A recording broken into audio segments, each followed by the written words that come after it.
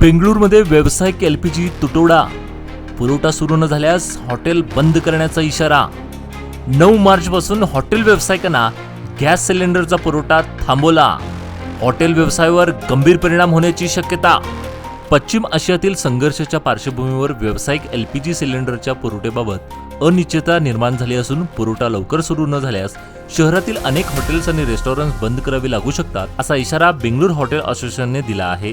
असोसिएशनचे अध्यक्ष पी.सी. राव यांनी सांगितले की 9 मार्चपासून हॉटेलना व्यावसायिक गॅस सिलेंडरचा पुरवठा थांबवण्यात आलाय। यामुळे हॉटेल व्यवसायावर गंभीर परिणाम होण्याची शक्यता आहे।